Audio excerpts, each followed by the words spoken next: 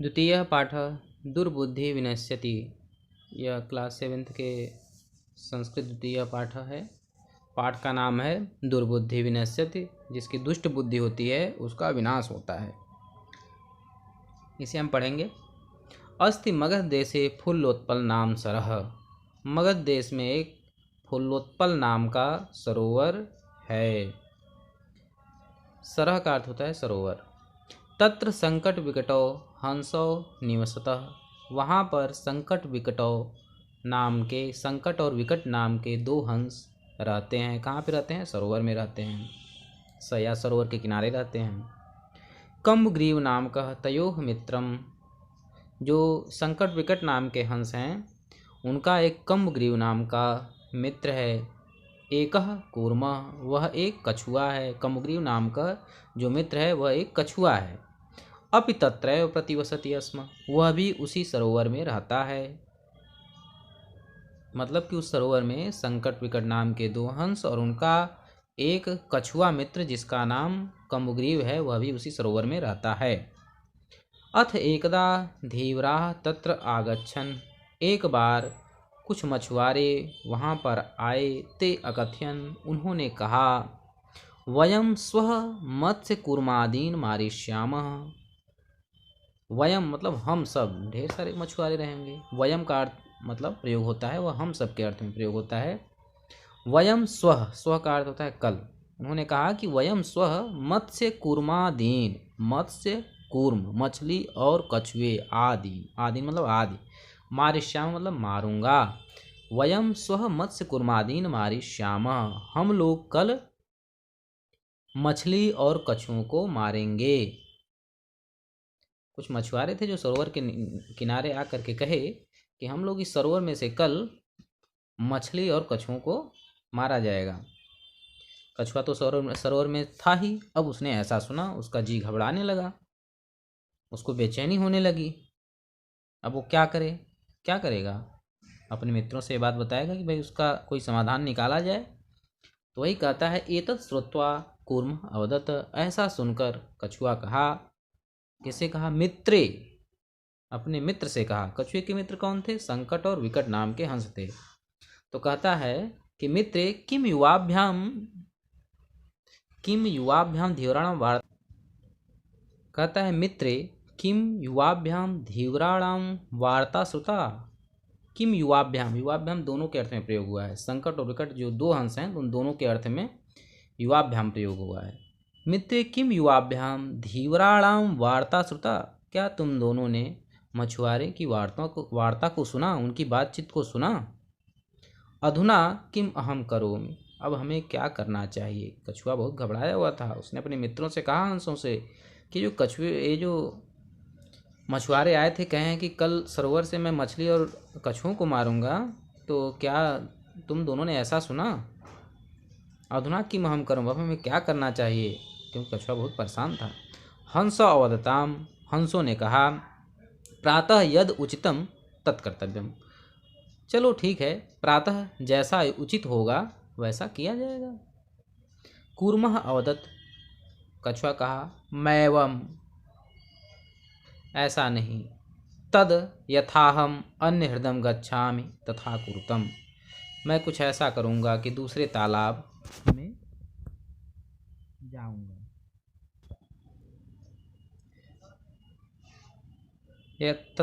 तद यथाहम अन्यम हृदम गच्छाम तथा कुरुतम, मैं कुछ ऐसा करूँगा दूसरे तालाब में जाऊँगा। हंसो अतः, हंसों ने कहा, आवाम किम करवाओ, हम क्या करें, कुछ बताओ। कूर्मा अवदत्, कछुआ कहता है, अहम युवाभ्याम सह आकाश मार्गेण अन्यत्र गंतुम इच्छामि, हम तुम दोनों के साथ आकाश मार्ग से कहीं और जाना चाहते हैं। यह पहले पैराग्राफ का था। दूसरा पैराग्राफ है, हंसो अवताम, हंसों ने कहा, अत्र कह उपाय, यह कैसा उपाय है? मतलब भाई यह कैसा उपाय है कि तुम चाहते हो कि हमारे साथ आकाश मार्ग से उड़ो? हंसों को बहुत बड़ा आश्चर्य हुआ कि भाई ये कैसे सोच रहा है कि आकाश मार्ग से उड़ के दूसरे जगह चले जाएं, तब मछुआरों से बच जाऊंगा। तो हंसों ने पूछा, अत्र का उपाय है, एक ऐसा उपाय है? कच्छपः वदति, कछुए ने बोला, कछुए के मन में कुछ आया तभी तो बोला। कच्छपः वदति, कछुए ने कहा।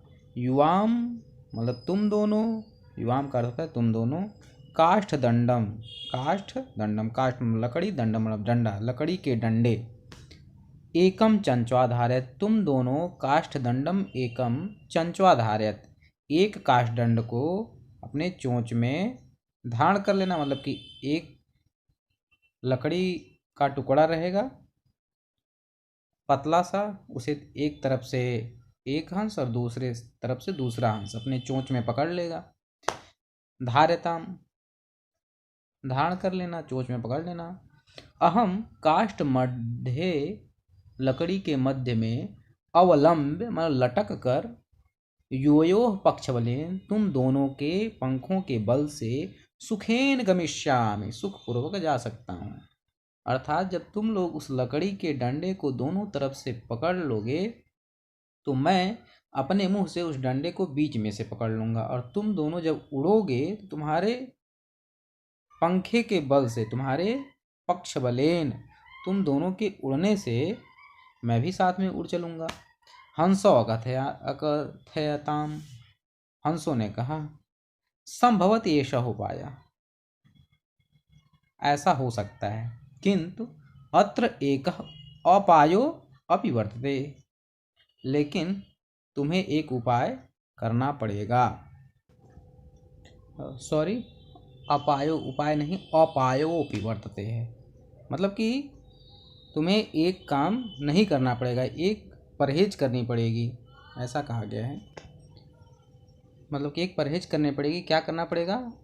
आवाभ्याम नियमानम त्वाम अवलोक्य, मतलब कि जब तुम हम दोनों के साथ उड़ोगे तो नियमानम नीचे, त्वाम अवलोक्य तुम्हें देखकर, जना लोग किंचित वदिष्यन्ति एव, कुछ कहेंगे कि वो देखो कछुआ उड़ रहा है, हंसों के साथ कछुआ उड़ रहा है, यही तो कहेंगे। यदि त्वम उत्तरम दास्यसि तदा तो मरणम निश्चितम, यदि तुमने कुछ बोला उस टाइम पे कि वो तुम्हें देखकर आकाश में कुछ कहेंगे, अगर तुमने कुछ बोला तो समझो तुम गिरोगे और तुम्हारा मरण निश्चित है, तव मरणम निश्चितम। अतः त्वम अत्रैवश, अतः तुम यहीं रहो। तत्श्रुत्वा क्रुद्धः कूर्मः अवदत्, यह सुनकर क्रुद्ध मतलब क्रोधित कछुआ बोला, किम अहम मूर्ख, क्या मैं मूर्ख हूँ? उत्तरम न दास्यामि, उत्तर नहीं दूंगा। किंचिदपि न वदिष्यामि, लोग कुछ भी कहेंगे लेकिन मैं नहीं बोलूँगा। वदिष्यामि मतलब बोलना, किंचिदपि कुछ भी, किंचिदपि न कुछ भी नहीं, वदिष्यामि बोलूँगा, अर्थात मैं कुछ भी नहीं बोलूँगा। अतः अहम यथा वदामि तथा युवाम कुरुतम, अतः जैसा मैं कहता हूँ वैसा तुम दोनों करो। अब तो आप समझ ही सकते हैं कि जब ऐसा हो गया तो दोनों उसके दोस्त थे ही, उन्होंने ऐसा ही किया। क्या किया? एवं काष्ठदंडे लंबमानं कुर्मः पौराः अपश्यन्, जब दोनों हंस उस कछुए को लेकर के उड़े काष्ठदंड लकड़ी के डंडे के सहारे से, एवं काष्ठदंडे लंबमानं कुर्मः पौराः अपश्यन्, जब उड़ने लगे तो लोगों ने देखा कि दो हंस एक लकड़ी के टुकड़े को लेके उड़ रहे हैं और बीच में कछुआ लटका हुआ है। ये बड़े आश्चर्य की बात थी उनके लिए। एवं काष्ठदंडे लंबमानं कूर्मः पौराः अपश्यन्, लंबमानं काष्ठ दंडे लंबमानं मतलब काष्ठ दंड में लटके हुए, काष्ठ दंड से लटके हुए, कूर्मः अपश्यन्, कूर्मः पौराः अपश्यन्, कछुए के देखकर, पौराः का अर्थ है नागरिक होता है, पुरः का अर्थ होता है कि नगर, तो पौराः बहुवचन है तो मतलब समझिए कि नागरिक, पूर्व में रहने वाला, पौराः। लेकिन यहाँ पे चित्र में दिया गया है ग्वाले, तो हम ग्वालों से भी आशा लगा सकते हैं। पौराः अपश्यन्, जब लटके हुए कछुए को ग्वालों ने देखा, पश्चात अधावन, उसके पीछे पीछे दौड़ने लगे, अवदंच और बोलने लगे, हो अरे महदाश्चर्यम, बहुत बड़ा आश्चर्य है, हंसाभ्याम सह कूर्मोऽपि उड्डीयते, हंसों के साथ साथ कछुआ भी उड़ रहा है। यह तो बहुत आश्चर्य की बात है। कश्चित वदति, किसी ने कहा, कश्चित वदति, किसी ने कहा, कश्चित वदति, किसी ने कहा, यद्यम, यदि, यद्यम, यदि और अयम से बना है, यदि और अयम अजेद्यम, यदि यह कूर्मः कथमपि निपतति, यदि यह कछुआ कथम कदाचित निपतति गिर जाता है, तदा अत्रैव, तब इसे, अत्र ऐव, तब इसे, यति, तब इसे यहीं, पक्त्वा खादिष्यामि, पका कर खाऊंगा। कश्चित वदति, किसी ने कहा, यदि हम कूर्मः कथमपि निपतति, यदि यह कछुआ किसी तरह गिर जाता, तदा, तब, अत्रैव, उसे यहीं, पक्त्वा खादिष्यामि, पकाकर खाऊंगा। तो दूसरा, अपरः अवदत्, दूसरा ग्वाला बोला, सरस तीरे दग्ध्वा खादिष्यामि, मैं तो इसे इसी सरोवर के निकट जलाकर, दग्ध्वा मतलब जलाकर खाऊंगा। अन्यः अकथयत्, किसी और ने कहा, एक और ग्वाले ने कहा, गृहं नीत्वा, नीत्वा मतलब ले जाकर, गृहं नीत्वा भक्षिष्यामि, सोचा कि घर ले जाऊंगा तो बाल बच्चे भी खा लेंगे, तो उसने कहा गृहं नीत्वा भक्षिष्यामि, मैं तो इसे घर ले जाके खाऊंगा, इति, ऐसा कहा।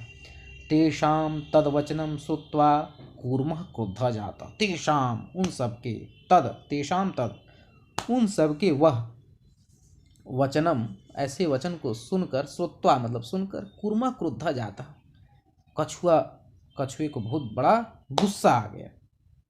जब उन्होंने बार बार उसको खाने, कई तरह के खाने के लिए इच्छा जताई, अब कछुए को बहुत गुस्सा आया कि तो हमको खाने की सोच रहे हैं, मैं जान बचा करके जाना चाहता हूँ, ये हमको मार के खाना चाहते हैं।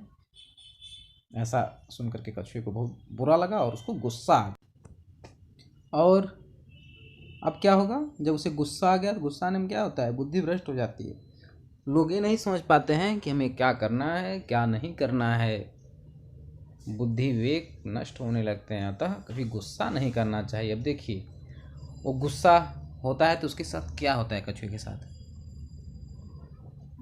मित्राभ्याम दत्तम वचनम विस्मृत्य सह अवदत्, वह अपने मित्रों को दिए गए वचनों को भूल कर बोलता है।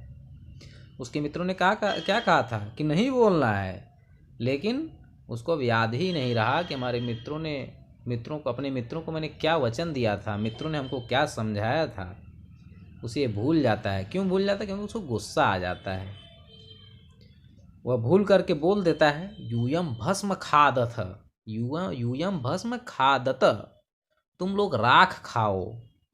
ज्यों ही वह ऐसा बोलता है, तत्क्षणमेव कूर्मः दंडात भूमौ पतितः, तत्क्षणमेव उसी क्षण ही कूर्मः दंडात भूमौ पतितः, दंडात मतलब दंड से अलग होकर के, दंड उससे मुख से छूट जाता है। क्यों छूट जाता है? जो बोलता है यूयम भस्म खादत, नीचे देख करके कि तुम लोग राख खाओ, उसके मुंह से वह दंडा छूट जाता है। भूमौ पतितः, पतितः का अर्थ होता है गिरना, वह भूमि पर गिर जाता है। पौरैः सहमारितः, और क्या होता है?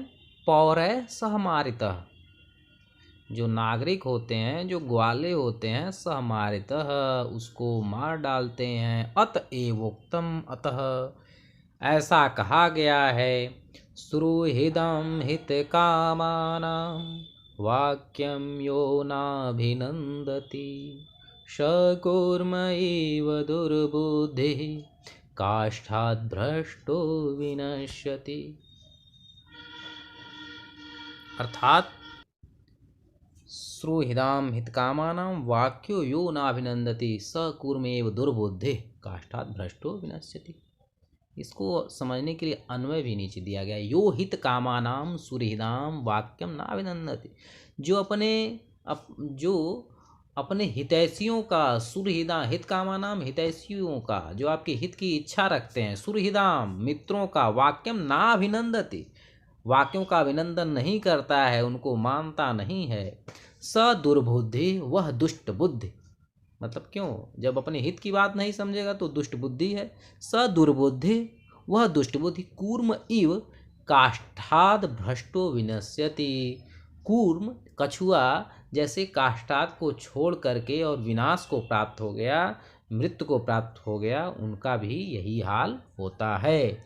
यह शिक्षा है कि अपने सुहृदों का, मित्रों का, हितैषियों का बातें माननी चाहिए। अब यहाँ पे आप कुछ महत्वपूर्ण शब्दार्थ देख लेंगे और इसको नोट कर लेंगे, इसको पढ़ लेंगे, ठीक है। अब अगले वीडियो में हम आपको इसका प्रश्नोत्तर करवाएंगे।